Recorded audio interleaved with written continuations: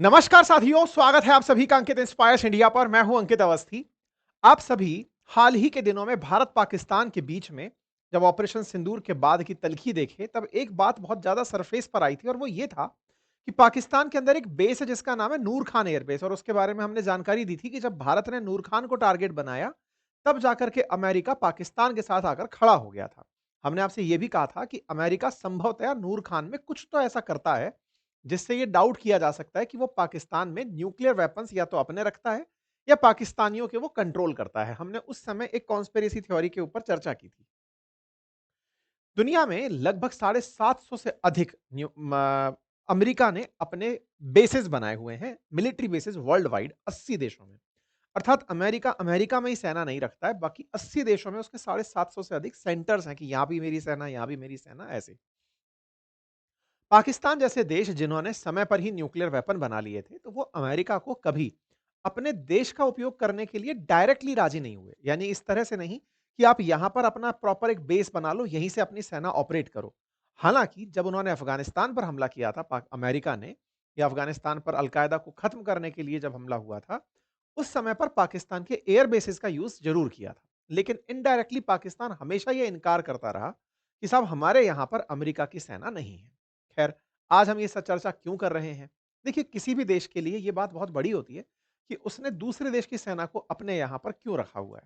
पाकिस्तान दुनिया के अंदर जब डींगे हाँकता है कि हमारी सेना महान है या फिर हमने पाकिस्तान की सेना के दम पर शासन चलाया है, तो ऐसे में क्या वो अमेरिकी सेना को अपने पास रहने देता होगा? और ऐसा क्या कारण होगा कि अमेरिका के जो सेंटकॉम के कमांडर्स हैं, वो आसिम मुनीर की तारीफ किए नहीं रुक रहे हैं? या फिर ऐसा क्या है कि हमेशा अमेरिका पाकिस्तान के अंदर जब भी सैन्य तख्तापलट होता है, उसमें बड़ा इंटरेस्ट ले लेता है? आज एक ऐसी ही कहानी आपके साथ साझा होने जा रही है। कहानी अमेरिका की खुफिया एजेंसी सीआईए के एक एजेंट के द्वारा बताई गई, और उसने कहा कि हमने पाकिस्तान के अंदर पाकिस्तान के न्यूक्लियर वेपन्स पर कंट्रोल हासिल कर लिया था। अर्थात न्यूक्लियर बम तो पाकिस्तान के ही हैं, लेकिन वो अमेरिका के बिना कहे किसी पर नहीं चलाए जाएंगे। अर्थात एक्स सीआईए ऑफिसर ने ये क्लेम किया कि जब परवेज मुशर्रफ पाकिस्तान के अंदर हुआ करते थे सैन्य तानाशाह, उस समय अमेरिका का सीधा कंट्रोल पाकिस्तान के न्यूक्लियर वेपन्स पर था। आज के सेशन के अंदर हम इस बात की चर्चा क्यों कर रहे हैं? परवेज मुशर्रफ को गए हुए जमाना हो गया है, सत्ता भी गए हुए और दुनिया से भी गए हुए। आज के सेशन में जिक्र इस बात का इसलिए है क्योंकि जिस समय पर परवेज मुशर्रफ को कंट्रोल किया गया था, तब जॉर्ज डब्ल्यू बुश नाम से अमेरिका के राष्ट्रपति हुआ करते थे। वो भी ट्रंप वाली रिपब्लिकन पार्टी से ही थे। और उन्होंने जो टैक्ट अपनाई थी, वो परवेज मुशर्रफ को कंट्रोल करने की अपनाई थी, जो हाल ही में आप ट्रंप के द्वारा आसिम मुनीर को कंट्रोल करते हुए देख रहे हैं। इनके द्वारा आरोप लगाया गया, सीआईए के एजेंट के द्वारा आरोप किया, इन्होंने पूरी तरह से रिवील किया सीक्रेट, और कहा कि हमने परवेज मुशर्रफ को काफी मोटे पैसे में कंट्रोल किया था। यानी कि काफी सारा पैसा देकर के हमने उनके न्यूक्लियर वेपन्स पर कंट्रोल हासिल किया था। यही सेम कहानी तो आजकल आप होती हुई देख रहे हैं कि आसिम मुनीर को डोनाल्ड ट्रंप बुलाकर जिस तरह से पुचकार रहे हैं, ये बिल्कुल वही बात है कि पार्टी की एक लीगेसी है, उसे पता है कि पाकिस्तान के सैन्य जो तो अफसर होते हैं, ये बिकाऊ होते हैं। पहले परवेज मुशर्रफ को पाकिस्तान अमेरिका ने खरीदा था, और इस बार आसिम मुनीर को। तो क्या वाकई में इस समय भी पाकिस्तान के न्यूक्लियर वेपन्स अमेरिका कंट्रोल करता है? और भारत ने उनके उन्हीं ठिकानों को हाल ही में निशाना बनाया था, जिसके चलते भाई साहब बिरचे हुए हैं और ये प्यार में पड़े हुए हैं। खैर, आगे चलते हुए विश्लेषण करेंगे सब बातों का डिटेल में, लेकिन याद दिला दें, आखिरी दिन है आज हमारे कोर्सेज का। अगर आप चाहते हैं अपनी पाठशाला और बातें बाजार की से कोर्सेज लेना, तो हमारे कोर्सेज को आप अपने साथ में पुस्तकों के साथ अपनी पाठशाला और बातें बाजार की से ऑफर को ले सकते हैं। ऑफर्स कल समाप्त हो रहे हैं। साथियों, पाकिस्तान के पूर्व राष्ट्रपति परवेज मुशर्रफ पर अमेरिका के एक गुप्त एजेंट, जो कि सीआईए के पूर्व अफसर हैं, जिनका नाम जॉन किरियाकू है, उन्होंने हाल ही में एक इंटरव्यू दिया भारत के अंदर न्यूज एजेंसी एएनआई को। और एएनआई को इंटरव्यू देते हुए उन्होंने बताया कि हमने किस तरह से परवेज मुशर्रफ को कंट्रोल किया हुआ था। आइए अब थोड़ा थोड़ा सा किरदार परिचय कर लेते हैं। सबसे पहले किरियाकू की बात कर लेते हैं कि किरियाकू कौन है। देखिए, किरियाकू 2013 में सुर्खियों में आए थे ये कहते हुए कि एक जासूस जो बहुत बोलता है। देखिए, जनरली जासूसी का काम, जो आपने फिल्मों में भी देखा होगा, इन्हें कहा जाता है कि आपको गुप्त जिंदगी जीनी है। आपको अपने जीवन का परिचय सबको नहीं देना है। गुप्त जिंदगी जीने वाले ये जो जासूस हैं, इन जासूसों की कहानी अगर पब्लिक होने लगे, तो ना जाने कितने देशों के भेद खुल जाएँगे। किरियाकू ने अपनी नौकरी से इस्तीफा देकर भेद खोलकर ही अपने आप को राइटर, स्पीकर, स्टोरी टेलर बनाना स्वीकार किया। लेकिन जब भेद खोले तो इन्हें पनिशमेंट भी मिला। जॉन किरियाकू बहुत सारे एजेंसीज़ में, अखबारों के अंदर छपते रहे हैं, क्योंकि ये सीआईए जो कि अमेरिका की गुप्त एजेंसी है, जैसे भारत की आरएडब्ल्यू है, बिल्कुल वैसे ही अमेरिका की जो गुप्तचर एजेंसी सीआईए है, उसके व्हिसल ब्लोअर की तरह काम करते रहे, दुनिया को बताते रहे कि सीआईए किस तरह से काम करता है। इन्होंने लोगों को बताया कि भाई मतलब इतना तक इन्होंने बता दिया कई न्यूज़ एजेंसीज़ को कि ये पर्टिकुलर प्रकार का जो पनिशमेंट है, ये इस अधिकारी के द्वारा दिया जाता है। जिससे सीआईए के कई एजेंट्स के नाम ओपन हो गए, जिसके चलते इन्हें 2 साल की सज़ा दी गई थी। अर्थात ये इंटेलिजेंस मतलब ऑफिसर रहे हैं और इनकी इंटेलिजेंस के कारण, इनकी रिवील होने के कारण इन्हें पनिशमेंट भी मिला है। इन्होंने वाटर बोर्डिंग की जाती है, ये जानकारी पब्लिक कर दी थी। वाटर बोर्डिंग क्या होती है? अपराधियों को पकड़कर उनके मुंह पर कपड़ा लगाकर लगातार पानी डाले जाना और उस पानी की वजह से घुटन इस तरह से होती है अपराधी को कि वो पानी में डुबो करके उसका जी घोटा जा रहा है मारने के लिए। इस तरह का जो टॉर्चर है, ये सीआईए द्वारा किया जाता है। सीआईए इन जनरल पब्लिक में ये इनकार करता था कि हम वाटर बोर्डिंग करते हैं, लेकिन इन्होंने रिवील कर दिया था कि अमेरिका की गुप्तचर एजेंसी वाटर बोर्डिंग करती हैं। इनके द्वारा जब ये जानकारी वाटर बोर्डिंग पर दी गई कि एक अल-कायदा के प्रिज़नर के साथ ऐसा हुआ था, तो इन्हें मानवाधिकार संगठनों के द्वारा क्रिटिसाइज़ होना पड़ा था। इन्होंने बाकायदा एक न्यूज़ चैनल को उस आदमी का नाम भी रिवील कर दिया जो सीआईए के अंदर वाटर बोर्डिंग करता था, तो इसके चलते इन्हें जेल हुई थी 2 साल की, ठीक है साहब? तो किरियाकू ने अल-कायदा के अंदर एक आतंकी था जिसका नाम था अबू जुबैदा, उसके बारे में जानकारी दी थी सब लोगों को कि अबू जुबैदा का वाटर बोर्डिंग हुआ है और इस बारे में सीआईए की बहुत ज़्यादा भार भत्सरना हुई थी कि जहाँ तो ये मानव अधिकार की बातें करते हैं और दूसरी तरफ ये ऐसी हरकत करते हैं। अबू जुबैदा के बारे में फिर जब अबू जुबैदा ने बताया कि उसे 83 बार सीआईए ने वाटर बोर्ड किया था, ताकि उससे ये जानकारी उगलवा सकें कि कहाँ पर ओसामा बिन लादेन है। ठीक है साहब। यानी कि ये वो आदमी है जो वाक़ई में खबरें रखता है, सीआईए की गुप्त जानकारी बाहर निकालता है और अपनी जानकारियों के चलते जेल भी जाता रहा है। इसी व्यक्ति के द्वारा हाल ही में जानकारी रिवील की गई मुशर्रफ के बारे में, और जब रिवील की गई तो भारत की मीडिया में हाथों हाथ सुर्खी बन गई। खैर इसकी सूचना आप ये भी देख सकते हैं 30 महीने की जब इन्हें सजा हुई थी, इन्होंने हाल ही में मुशर्रफ पर बयान दिया। अब मुशर्रफ का भी थोड़ा-सा परिचय ले लीजिए। देखिए मुशर्रफ पाकिस्तान के सैन्य तानाशाह थे, लेकिन सैन्य तानाशाह कब बने होंगे? जब जैसे आज आसिम मुनीर सेना अध्यक्ष थे और उसके बाद फील्ड मार्शल बने, ऐसे ही आज जैसे शहबाज शरीफ पाकिस्तान में प्रधानमंत्री हैं, शहबाज शरीफ से मतलब शहबाज शरीफ के जो बड़े भाई नवाज शरीफ हैं, नवाज शरीफ के टाइम पर परवेज मुशर्रफ को सेना अध्यक्ष बनाया गया था। मतलब आज से उस समय को बड़ा ही रिलेट करके आप समझिएगा, तो आज कहानी में बड़ा इंटरेस्ट आएगा। परवेज मुशर्रफ जैसे आज आसिम मुनीर शहबाज शरीफ के लिए सब कुछ हैं, ऐसे ही नवाज शरीफ के लिए परवेज मुशर्रफ उस समय के सब कुछ प्रकार से सेना अध्यक्ष हुआ करते थे। कब की बात है? 97-98 के अराउंड की बात है ये। 97-98 में नवाज शरीफ सत्ता में थे और परवेज मुशर्रफ को इन्होंने सेना अध्यक्ष बनाया था। लेकिन परवेज मुशर्रफ के एस्पिरेशंस बहुत ऊपर थे। वो शासन को पूरी तरह से कंट्रोल करना चाहते थे। जैसे इस समय पर शहबाज शरीफ आसिम मुनीर के साथ फील करते हैं। आसिम मुनीर ही फ्रंट फेस हैं पाकिस्तान की सरकार के। आज जहां भी वो जाते हैं, चाहे अमेरिका की बात हो, चाहे चाइना की बात हो, आसिम मुनीर पहले होते हैं, फिर शहबाज शरीफ को ट्रीट किया जाता है। या फिर ये कहिए कि शहबाज शरीफ ने नवाज शरीफ से सीख रखा है कि आसिम मुनीर के साथ हमेशा बने रहना है, उसके खिलाफ नहीं चलना है, अदरवाइज सत्ता गिरा देगा। ये पाकिस्तान में पुराने ट्रेट रहे हैं। अच्छा, परवेज़ मुशर्रफ के बारे में थोड़ा ऐतिहासिकता भी जान लीजिए। ऐतिहासिकता ये है कि इनका जन्म भारत में ही हुआ था, जब भारत विभाजित नहीं हुआ था। भारत के विभाजन के बाद ये मतलब पहले दिल्ली में ही जन्म हुआ था, उसके बाद ये पाकिस्तान चले गए। इनके पिताजी एक बड़े अधिकारी हुआ करते थे और ये सब तमाम जानकारियाँ हैं जो जिससे आपका कोई ख़ासा लगाव नहीं होना चाहिए। ख़ैर, फिलहाल के लिए परवेज़ मुशर्रफ को आप जॉर्ज डब्ल्यू बुश के साथ देख करके जो बात मैं कहने जा रहा हूँ, उससे आप थोड़ा तार जोड़िएगा। देखिए कहानी कुछ इस तरह से है कि भारत पाकिस्तान के बीच के संबंधों में काफी ज्यादा तल्खी आई हुई थी। नवाज शरीफ प्रधानमंत्री हुआ करते थे। 1999 में भारत की तरफ से अटल जी ने लाहौर के लिए बस यात्रा की थी। अटल बिहारी वाजपेयी जी ने जब लाहौर की बस यात्रा की, उस समय नवाज शरीफ ने उनका वार्म वेलकम किया और भारत पाकिस्तान के बीच से बीच के रिश्तों में थोड़ी-सी गर्माहट आने लगी। एक तरह से कहिए कि बर्फ जमी हुई थी, वो पिघलने लगी। दोनों देश एक साथ फिर से दोस्ती की राह पर, अमन-चैन की राह पर चलने के लिए तैयार हुए। अटल जी के द्वारा बस की जो यात्रा की गई, वो इस व्यक्ति को पसंद नहीं आई। 1999 में ही अटल जी के द्वारा अराउंड फरवरी में यात्रा की गई थी। इस व्यक्ति ने पीछे से कॉन्स्पिरेसी करना शुरू किया और इस व्यक्ति ने, जब ये सेनाध्यक्ष हुआ करता था और नवाज शरीफ प्रधानमंत्री हुआ करते थे, इसने सेना को बोलकर एक प्लान बनाया और वो ये कि हम भारत की कारगिल चोटी पर पूरी तरह से कब्जा कर लेंगे। इंटरेस्टिंग फैक्ट है और आज तक इस तरह से ही माना जाता है कि नवाज शरीफ को भी ये नहीं पता था कि परवेज मुशर्रफ कारगिल के ऊपर कब्जा करने का प्लान कर रहे हैं। या फिर आप ये कहिए कि सेना अपने आप को बेरोजगार समझने लगी थी कि अगर भारत पाकिस्तान के बीच मित्रता हो गई तो फिर युद्ध का कोई अस्तित्व ही नहीं बचेगा, तो सेना को वैल्यू कौन देगा। कहते हैं कि पाकिस्तान में सेना खुद युद्ध में उलझा के रखती है पाकिस्तान को, ताकि उसे बड़ा बजट मिलता रहे और पाकिस्तानी इस तरह से खुश रहे कि हमारी सेना कुछ कर रही है। तो परवेज मुशर्रफ ने इस शांति के प्रस्ताव के 3 महीने के भीतर-भीतर ही कारगिल तक अपनी सेना की पहुंच बना दी थी। फिर तो आपको पता ही है कि कारगिल का युद्ध हुआ और जब कारगिल का युद्ध हुआ, तो कारगिल के युद्ध में इनकी हार हुई। इनकी हार को नवाज शरीफ ने पब्लिक कर दिया और नवाज शरीफ ने कहा कि देखो, ये हार मेरी नहीं है, परवेज मुशर्रफ की हार है। नवाज शरीफ ने पब्लिकली ये कहा कि मैं इसके लिए तैयार नहीं था, मुझे बताया ही नहीं गया।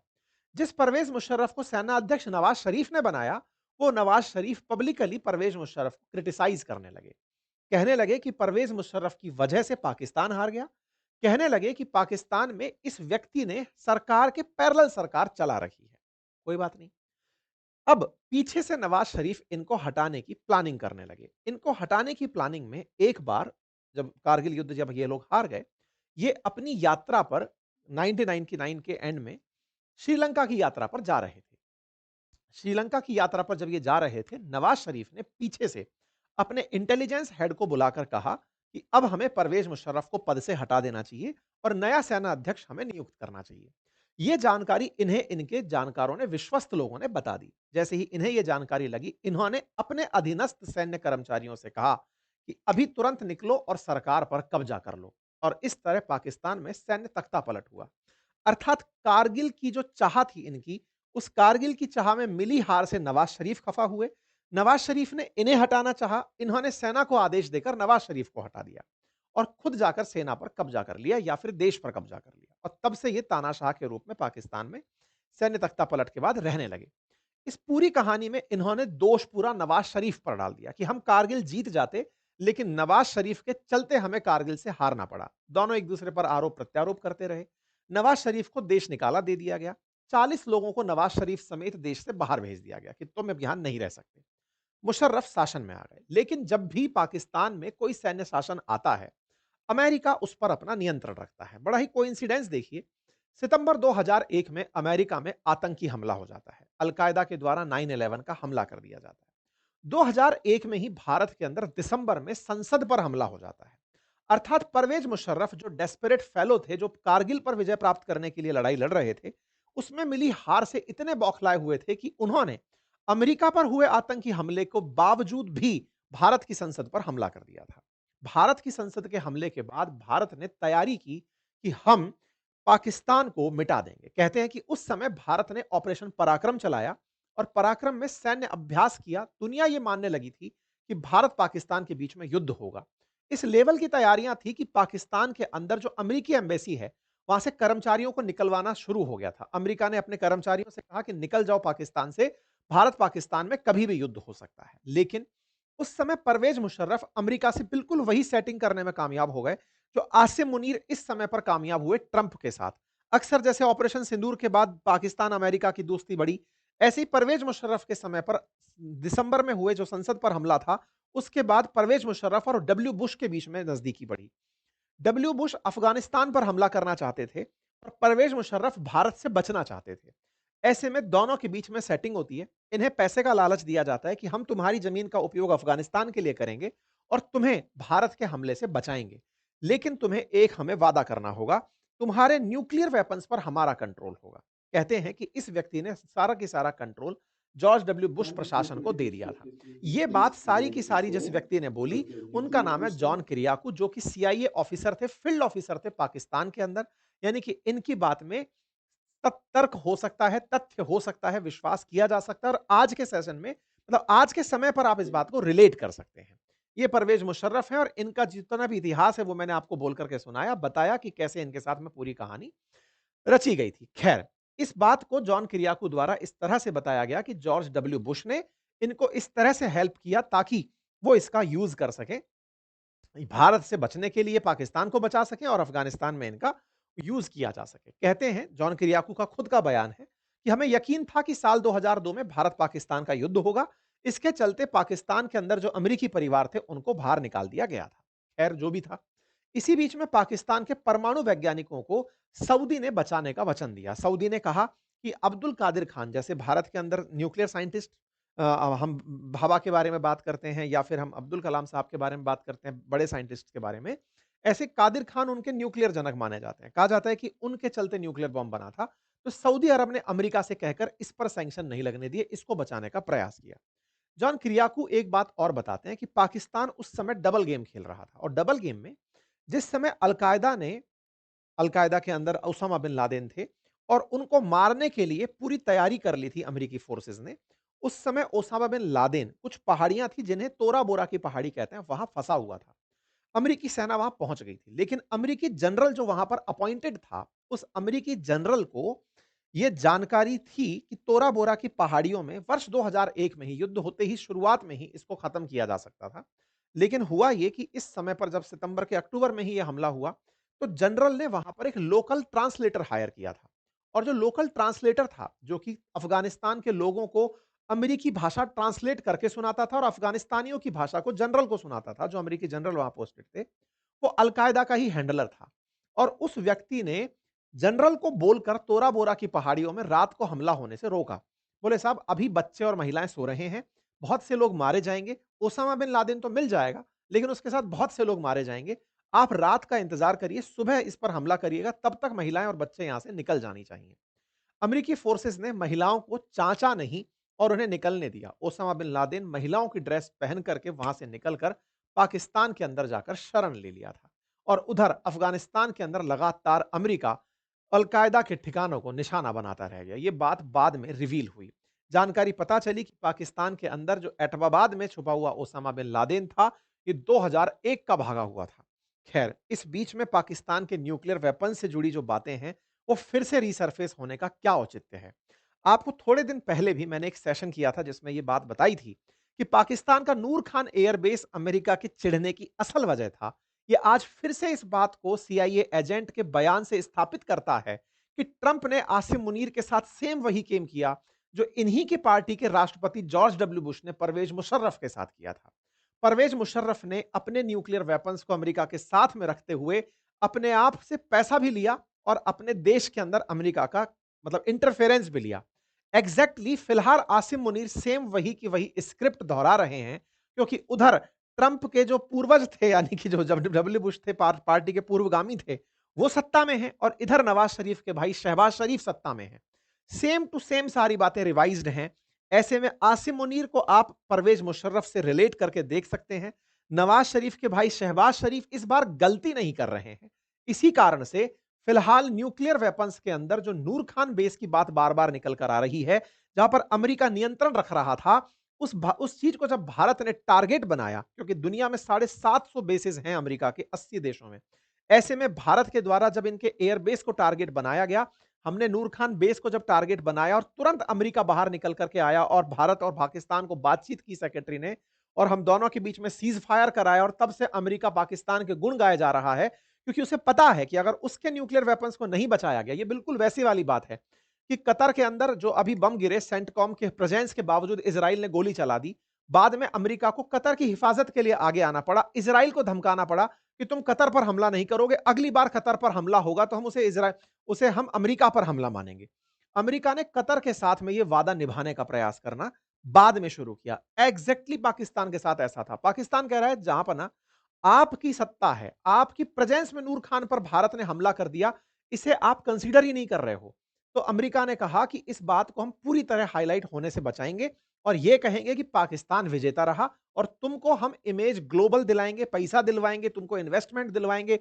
पाकिस्तान के साथ अमेरिका खड़ा रहेगा, लेकिन अमेरिका की बात रिवील नहीं होनी चाहिए, लेकिन रिवील हो गई थी। हमने जब इस पर सेशन किया था, जब आपको बताया था कि यहाँ पर कुछ अज्ञात वाहन आकर खड़े हुए हैं। हमने आपको बताया था ग्लोब मास्टर आकर खड़ा हुआ है नूर खान बेस पर। जब मामला ठंडा हो गया था, उसके बारे में पाकिस्तानी पत्रकारों ने भी कहा था कि कुछ ऐसे बड़े-बड़े जहाज आकर यहाँ खड़े हुए हैं, लेकिन उनके बारे में कोई पूछ नहीं सकता। सैन्य अधिकारी यहाँ आए ये हुए हैं, नूर खान लेकिन बेस के कोई जिक्र जो पूछता है। है तो उन्हें यहाँ से भगा दिया जाता है। कि खेला तब भी यही था कि पाकिस्तान को अमेरिका का सपोर्ट मिला किस तरह से था, अब वो बात समझ में आती है। एक सीआईए एजेंट जिसको खुद सज़ा इस बात की मिल गई कि ये ज़्यादा सच बोलता है, इसने बहुत सारे सीक्रेट्स रिवील किए। अब ऐसे में अगर ये परवेज़ मुशर्रफ का सीक्रेट रिवील कर चुका है, चूँकि ये पद छोड़ चुका है, अब उसके बाद में आज के बारे में तो ये कुछ नहीं बोल पाएगा, लेकिन आप उसको रिलेट करके समझ सकते हैं। ख़ैर अगेन ये सारी बातें इसी तरह से हैं कि इन तरह की चर्चाओं से वापस ये मामला निकल कर आता है कि कैसे डिप्लोमेसी चलती है, कैसे दुनिया भर के देश एक-दूसरे के साथ जुड़कर काम करते हैं। आप लोग इस विषय पर क्या सोचते हैं? अपनी राय ज़रूर कमेंट बॉक्स में बताइएगा। चैनल पर नए हैं तो चैनल को सब्सक्राइब कर लीजिए और हाँ, अपनी पाठशाला और बातें बाज़ार की पर आज आखिरी दिन है दिवाली ऑफर्स का, आप उनका लाभ अवश्य लीजिए। धन्यवाद।